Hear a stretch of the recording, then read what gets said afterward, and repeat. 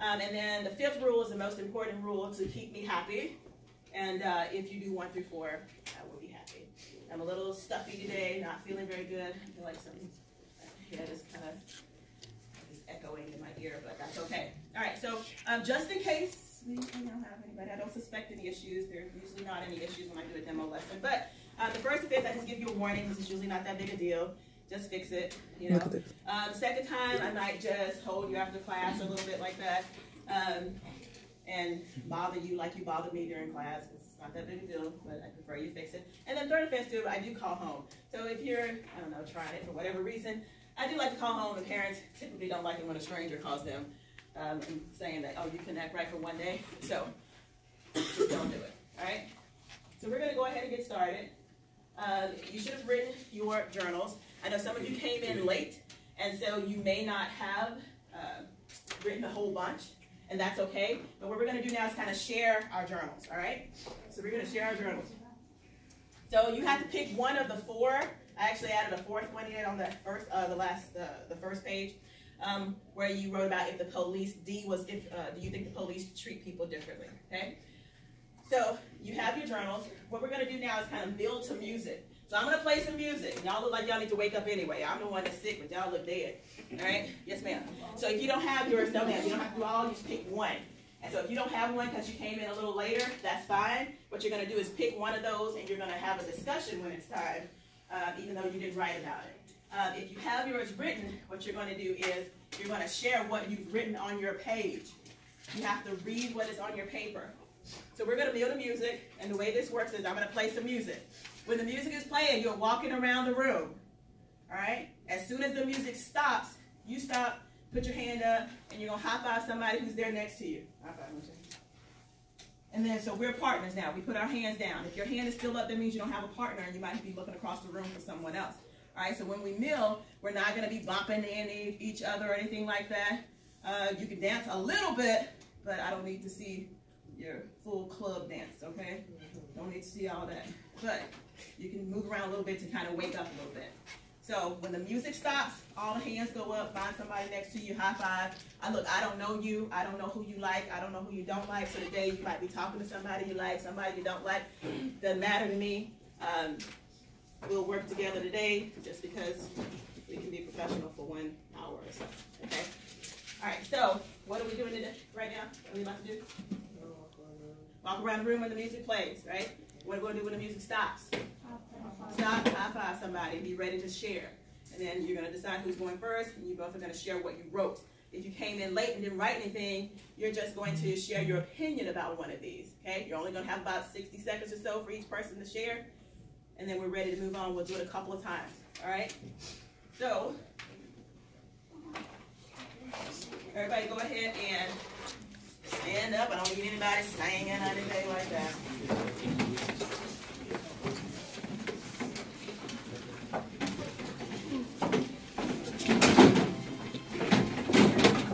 Let's move, folks. Move around. Put your chairs in. Let's go. Let's go. Let's use the whole floor. Let's go. Move around. Move. Come on, wake up. Don't be dead. Move around. Use the whole floor. Move around. Don't trap the chair. You got all this space up here. You can go around. All this space up here. Come on. Boy, that's the slowest walk I ever seen from the young legs. Stop. Hands up. Whoever's around you there, turn around, high five, put your hand down once you got a partner. High five. And if you don't have a partner, your hand should still be up so they can see you across the room. That lady up here doesn't have a partner. Right here. Go find them. Yay.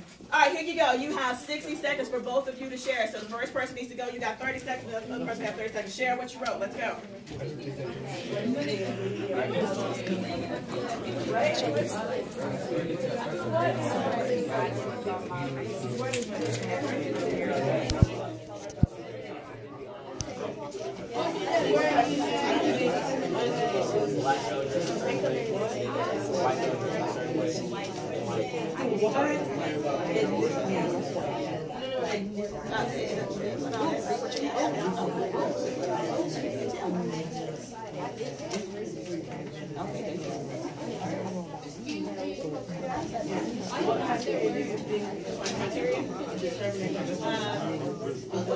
Characteristics we use to determine.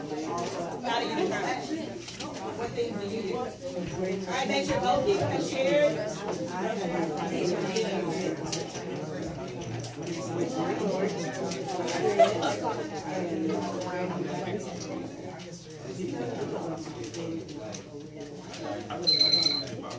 All right, get ready to move again. We're going to move again, and this time moving around the room. One more time, we're milling again to music. All right, let's go. Move. No traffic jam, no bumping into anybody. Lady with the tiny baby backpack, come on, no bumping into each other. Ooh, y'all moving like zombies.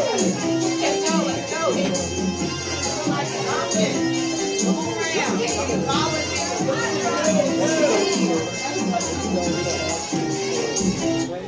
Hands up. You speak with somebody different. High five them. Let's go. Share. Hands up if you don't have partners. Hand high. There goes the gentleman right here. Yeah. Got a partner over here. She doesn't have a partner. Let's go. Get your hands up. Right here. All right, share. Let's go. 60 seconds. Share.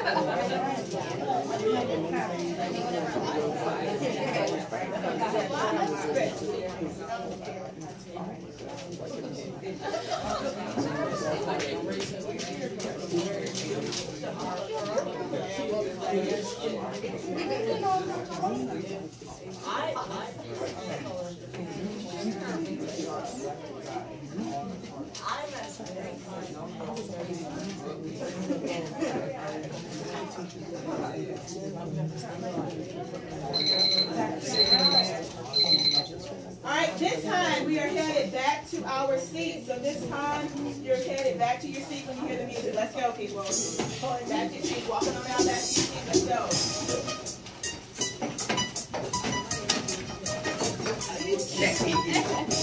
Walking around back to the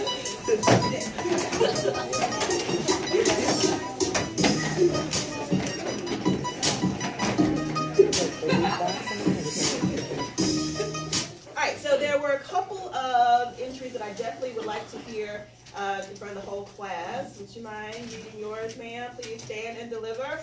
Come on, get up. Don't be shy. Yeah. All right. Would you stand and read yours, please, ma'am? Sir, would you stand and read yours? Stand and read yours. All right. Loud and clear like you're out in the hallways talking to your friends. Let's start here. Yes, ma'am. Which one did you answer? B. Let's go. Ooh, louder, girl. I know. Who got a friend in here? Ain't she loud in the hallways? Yes. Okay, come on now. Loud. Oh, wait. What it is? We tell the truth, shame the devil. Come on, loud. Let's go. The comment that was racism was when my cousin was on Instagram and then he texted her saying that she was a cotton picker. After she told me, I took her phone and asked why he was being rude. He said because you guys are black, so you know. So I asked him how would he feel if someone caught him in slave pens or a cotton picker or anything else that he was thinking of calling her. He said he would feel horrible and then he apologized, and I realized I could have just blocked him. Thank you. Wow. Could have just blocked it. So even at your young age, you have to deal with people making racist remarks. All right. Let's go, lady. I chose D. Okay.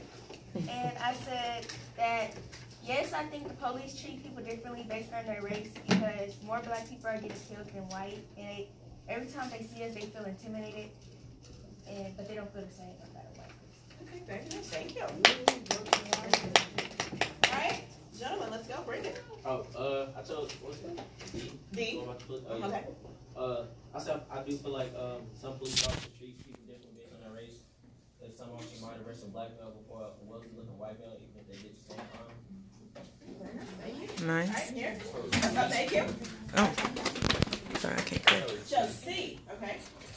I said, I think the police do treat people differently. Yeah. I said I think the police do treat people differently by their race because they're always killing black people for no reason. Just because our skin color is black, we already have a mark on our back. Hey, was there anyone else who would like to share their journal? I didn't get to hear all of them, but those were some of the ones that I thought were pretty exceptional. Right? Anybody else want to volunteer? All right. Nope. All right. So today, in this particular lesson, what we're going to be doing is reading. Of course, we're going to be reading. What we read today has to do with a little bit about race. We're going to analyze and discuss the works written on the same topic. So we're going to be reading two pieces today. They're both kind of on the same topic, okay? And some of you can already kind of guess what the topics may be. And then we're going to compare how did the authors actually achieve their purpose. Because I know you've been working on author's purpose, you've been working on text structure and text features and things like that. So today we're going to look at that author's intended purpose. What is the purpose for the writing of the author there? So what you're going to do is you're going to read and annotate some text. You're going to make inferences about how the authors achieved their purpose. Okay? Because it's not good enough just to know that the author's purpose is to describe or to persuade or to inform us or to explain. You have to know how do they achieve that purpose. What writing moves did they make to achieve those purposes? So that's what we're going to look at today. All right? So, good morning, guys. This is what I want you to remember, if nothing else, about today's lesson. Are you ready? This is the emergency warning, okay? You ready? This is what I want you to remember, sir. Everybody's eyes should be on the screen. Here's what I need you to remember today. Everything that an author does in his or her writing is meant to have a purpose. It has a meaning, and it's supposed to have some kind of effect on you and I, the readers. Okay? Everything that an author does has a purpose. It has a meaning, and it should have some effect on you. All right? So right now what we're going to do is I'm going to assign you a talking partner for today. Again, I don't know you. I don't know who you like. I don't know who you dislike. It doesn't matter. I don't like everybody I work with, but guess what? I can work with them. Okay? Because I'm a professional. So right here, you two are going to be talking partners. You two are going to be talking partners. Okay? You two talking partners. You two talking partners. You two are talking partners.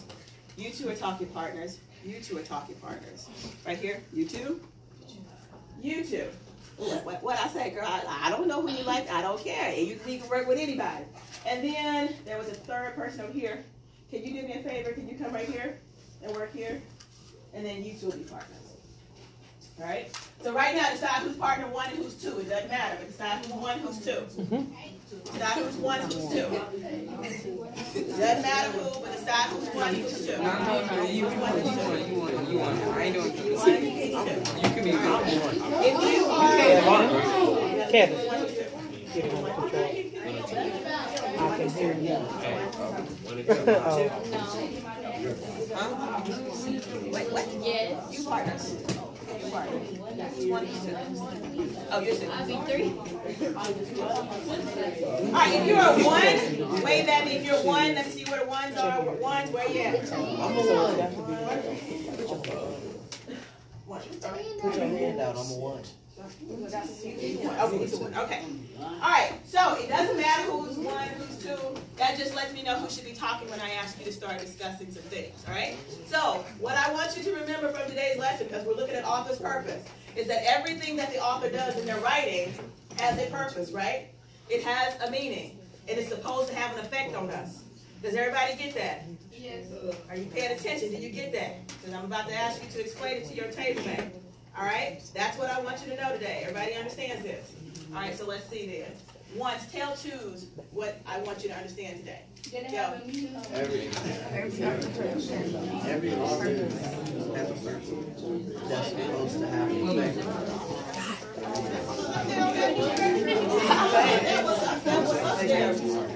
Ones, did you tell twos? I don't think some of y'all was paying attention. Right. What do I want you to know today?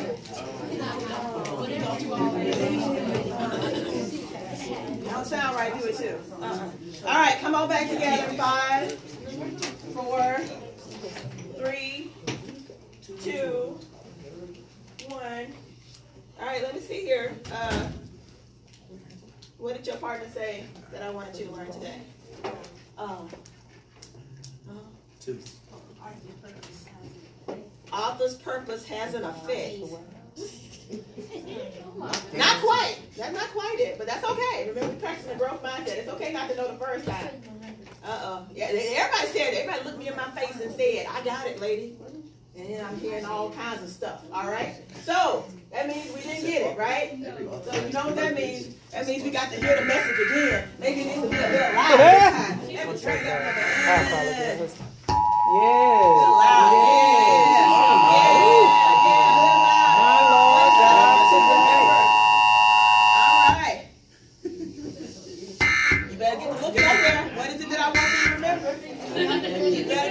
Up there, what is it that I want you to remember?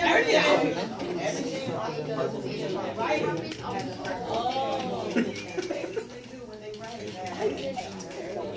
Ready to look at there. Get ready. You're gonna have to teach your partner again. Some of y'all might want to take some notes the way y'all memory so bad. Y'all act like y'all 90-year-old people with them bad memories. What is it that I want you to remember? You got it? You sure? You're about to see. All right, here we go then. Choose. Choose, tell one. What is it I want you to know today? Go. Choose, tell one. Go.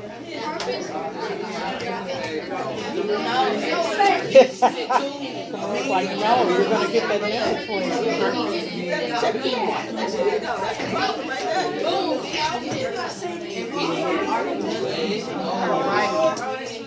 Girl, bye. That's exactly what I said. All right, here we go. Come back. All right. Let's see here. Sir. Yeah. My alarm. What did I want you to learn today, sir? You said You said that every author and his or her writer has a purpose, and you can help him out. writes and it has an effect on the reader. Okay, should have an effect. So everything that an author writes should have has a purpose and should have an effect on the reader. What did he leave out? Meaning. A meaning. So everything that authors do. So when you read, you need to not just be looking at, what does the text say, but why did the author actually put that in there? Why did the author actually say that particular statement? Why did they use that word? All right. So, so today we're going to look at a couple of texts that are about the same topic, but the author has a very different purpose for each of these essays. Very different purpose. So when you get your paper, go ahead and put your name and date at the top. So we're going to read, but the author has a very different purpose for each of these. Same topic, different purpose. Same topic, different purpose.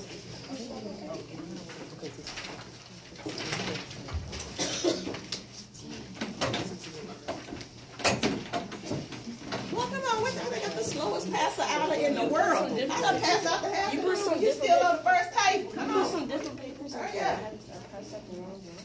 You're doing just fine. All right, so get your name on that first page there. We're talking about author's purpose. Some of you answered that first journal entry about what race was and what criteria. So what we're going to do now is I want you to watch this short video. If you have 4 people at your table, I want you to decide who's answering each question. So if you got 4 people, somebody's going to answer question 1, somebody's answering question 2, somebody's answering question 3, and somebody's answering question 4. If you only have 2 people at your table, then you decide who's answering the first 2 questions, who's answering the second 2 questions.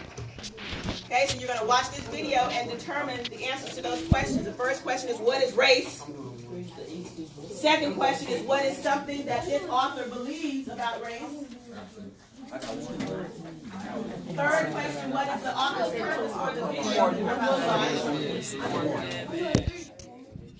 And the fourth, How does the author achieve their purpose? No, I'm one. I got one. So you doing number So right now, You're doing number 4. decide answer which question at your table. I'm doing number 1. I'm doing number 1. I'm doing number 1. And that's all that's I'm doing number 1. All right, do you know which questions you're doing? Which one? Alright. They can both be on my side. So. What question are you answering? You doing number 4? I'm doing number 1. No, I'm doing number 1. Here we go. I'm doing number 1. Okay. Alright, No, we doing number 4. so I want you to watch this video about race and see if it kind of went along with what you guys thought. You may think you know exactly what race you are, but how would you prove it if someone disagreed with you? The fact is, even though race drives a lot of social and political outcomes, race isn't real. One of the first people to attempt to categorize humans according to race was a German scientist around 1776. He came up with 5 different groups according to physical appearance and geographic origin of their ancestors. Americans of European descent eagerly bought into this type of thinking around the same time. Some historians have said the idea that there were different races helped them resolve the contradiction between a natural right to freedom and the fact of slavery. If whites were their own distinct category, then they could feel a lot better about denying freedom to people who they labeled black and decided were fundamentally different.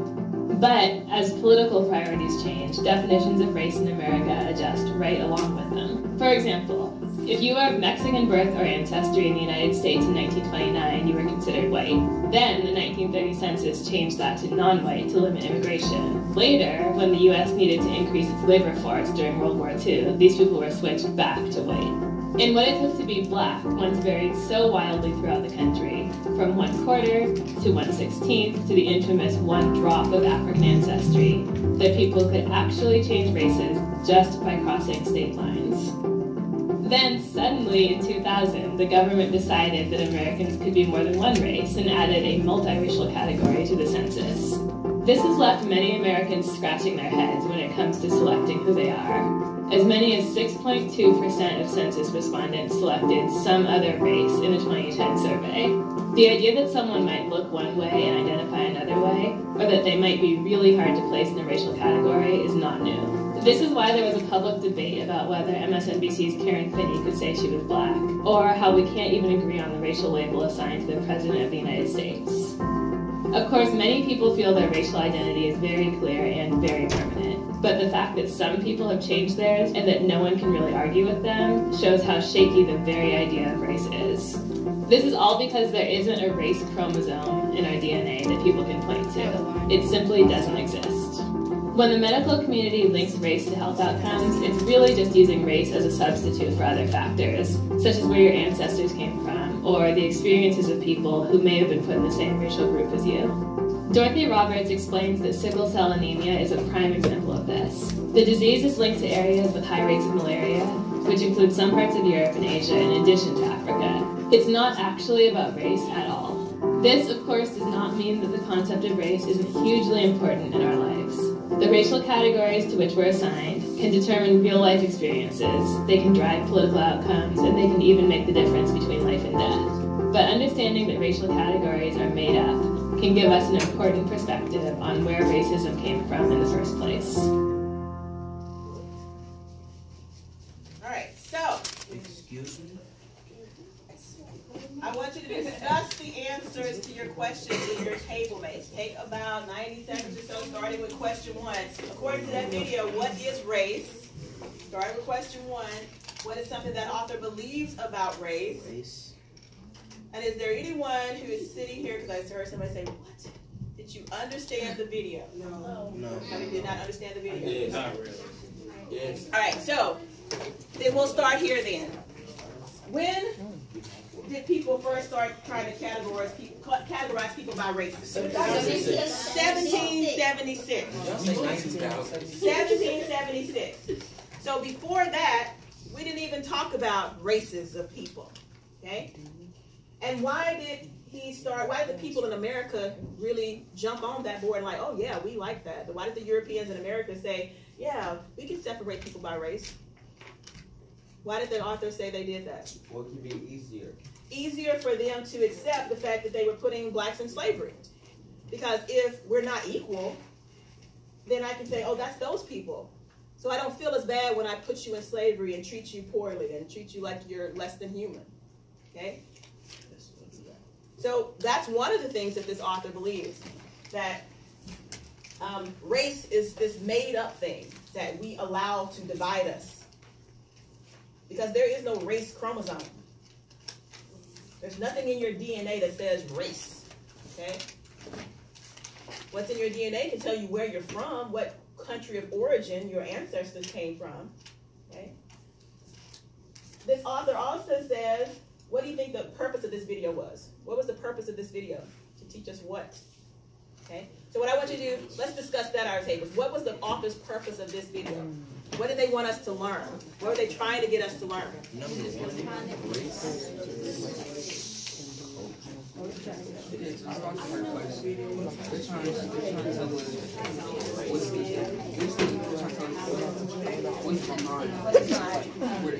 Why it was created to divide us.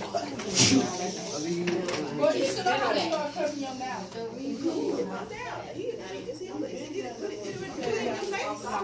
Ariana. No, he's spitting everywhere. No. Yeah. Do it into your arm, please.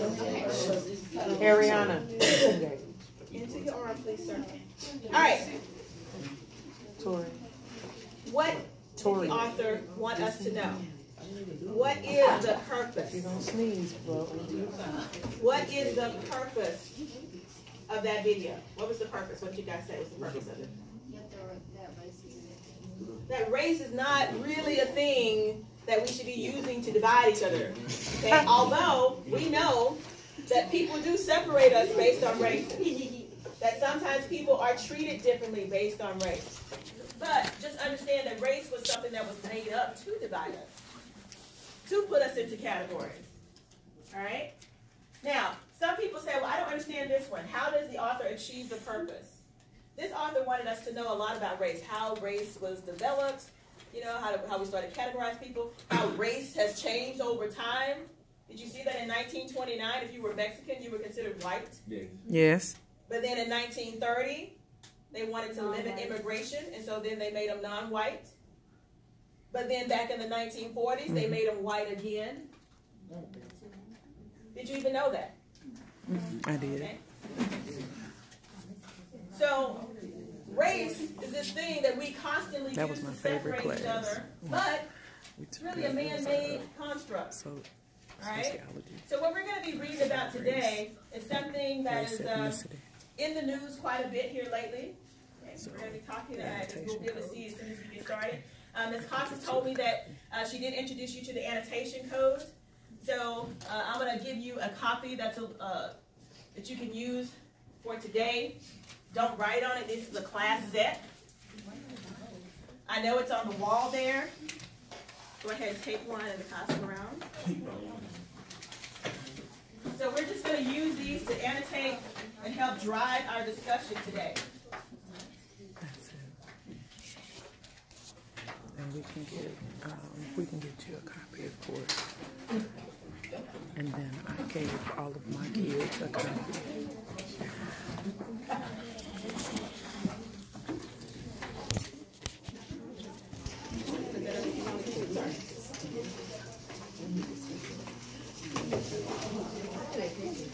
Alright, so these particular codes, the reason that I use these codes is because they allow you to interact with the text emotionally and thoughtfully. Sit up and go to bed at night. Alright? So you're going to use these particular codes as we read today. Alright, the reason I want you to annotate, not for me, okay, not for your teacher, it is because when you annotate, research shows that it helps you to understand the text a lot better. Okay? If I had to stop that video every few seconds and allowed you to kind of jot down what you just learned, okay, you would have gotten that video a little bit better. Okay? So when we annotate, it actually gives you more processing of the information. Okay, it's also going to help you recall information, so it helps you remember stuff when you write down some notes. Okay, it also makes remembering your thoughts a lot easier. It's a record of your thinking, so I can see that you were actually thinking when you read. It makes a much stronger imprint on your mind when you annotate. It helps you stay engaged with a difficult text. Because even if you're a really good reader, there's going to be a time when you read a text and it's so difficult, you're going to have to try to figure out how can I stay engaged with this, because this is just so hard. Okay? So when you annotate, it helps with all of those things. Okay? And you can annotate in any class. So I annotate my math problems. I annotate in science class to help me try to understand what the teacher was talking about. So annotations can actually help you understand. Okay? So the next time I see your test booklets in December, then they should be annotated. Because the last time I looked at test booklets, there was blank. A lot of them were blank. Okay? But your annotation showed that you were thinking. So when the teacher said, hey, look at our test data and see what, and I was like, well, I can already tell you what it's going to be. I'm looking at all these blank test booklets. I know there wasn't much thinking and processing going on. There's a lot of speed reading and answering questions. And that's what we don't want. We want you to actually process the information. How many of you have ever read the book All American Boys? Anyone? Is anyone familiar with the author, Jason Reynolds? Really? Long way down. Okay, read that one. So Jason Reynolds is an author, and he writes about real life things that are affecting black youth, right? And in this particular book, he co-authored it with Brendan Piley, and they wrote the book from two different perspectives. So and it's all about what you're about to read, this first scene of the book, where a young man walks into a store. So everybody take a look at that first paragraph. Get down. You seen it? I know it does, but don't worry about it. Not a big deal. I promise that I won't die that she did. Okay? Okay? I hope not. And if you do, we'll bury you out back by a nice tree. All right, so everybody's looking at this first one. The first paragraph. Take a look at the first paragraph at the very top of the page. It says, Rashad goes into a store to buy chips. He bends down to get the phone out of his bag, and a lady trips over him and drops a bottle of beer. His chips go flying across the aisle. A cop and the store clerk do not see this part of the incident. The clerk sees the chips in his bag and thinks he's stealing. Right? So if I'm annotating this first part, right, I want you to go ahead and now kind of copy down the same annotations that I do for this first part, right? So I'm reading this first part. Rashad goes into a store to buy chips. He bends down to get his phone out of his bag, and a lady trips over him and drops a bottle of beer. So that's that lady's bottle of beer, right? So here, I'm starring Rashad because he's a character that's introduced. Go ahead and do that now. Put a star by his name. Rashad, he's the character being introduced. That's very important. As a reader, when I read, I have to make sure that I am engaging and understanding when a new character is being introduced. His chips go flying across the aisle. A cop and the store clerk do not see that part of the incident. So here I star the lady. I'm going to star the cop and the clerk. So they don't see that Rashad is innocent. He bent down, the lady trips over him and drops her beer. But he wasn't trying to trip the lady. So I think it's very important here that they didn't see that. All they see is that Rashad and this lady are now, the lady's now sprawled out on the floor. The clerk sees the chips and his open bag and thinks he is stealing. So I think that's very important. And maybe this is the conflict that's being introduced here. That all they see is lady on the floor, chips open, they think he's stealing. I'm questioning, is that the conflict?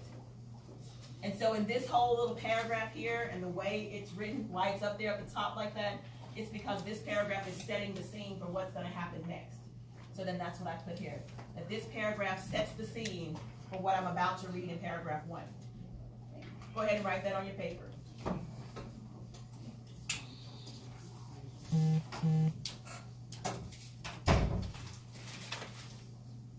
So So some of you may already have some predictions about what you think is going to happen next. You got a young kid, Rashad. He is African American. You don't see this here, but in the book it tells you the lady is a white woman who has been, she's on the floor. They think Rashad is stealing. So you can already kind of predict what you think is going to happen next, right? Yes. Okay. All right, so look at the next paragraph.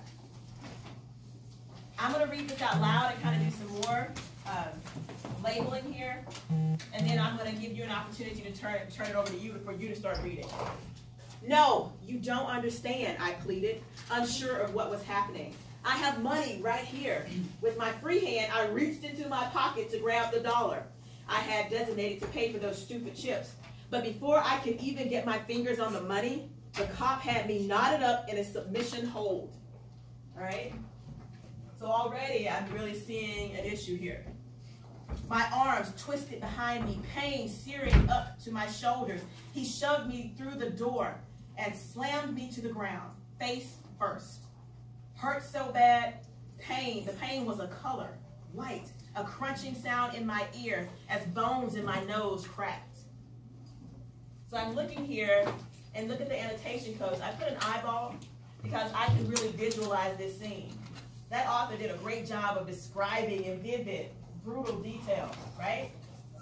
He shoved me through the door, slammed me to the ground, face first. Hurt so bad the pain was a color, white, a crunching sound in my ear as bones cracked, as the bones in my nose cracked. After he slapped the cuffs on me, the metal cutting into my wrist, he yanked at my shirt and pants, searching me. I would also put an exclamation point here that he slammed him on the ground so hard he broke his nose.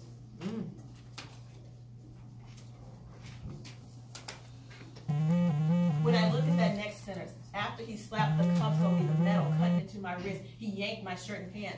I'm looking at all these C sounds that he used. He says here, hurt so bad the pain was a color, white, a crunching sound in my ears as the bones cracked, cuffs on me, the metal cutting.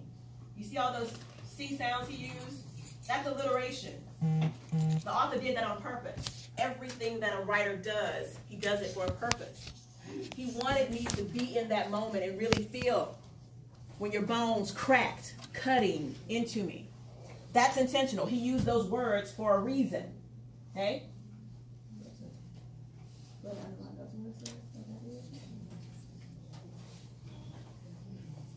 I let out a wail, a sound that came from somewhere deep inside, one I had never made before, coming from a feeling I had never felt before. So in this whole scene, I'm seeing that the cop is getting violent with Rashad because he thinks he was stealing, right? That was the purpose of that whole scene, to describe in vivid detail this episode of police brutality. All because the cop thought he was stealing, not because he actually was, right? Yeah.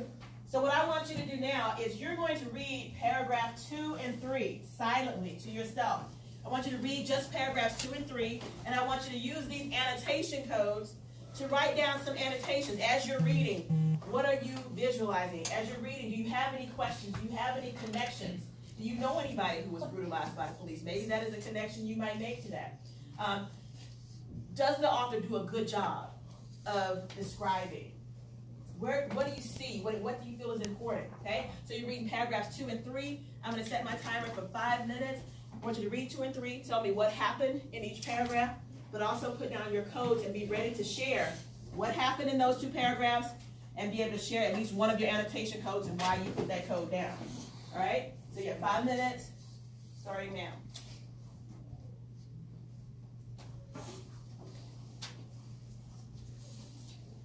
Just paragraphs 2 and 3. When you annotate, you have to tell me why you put the little signs down. You just can't put a bunch of marks on your paper. You have to tell me why, just like I did. I put little marks out to the side.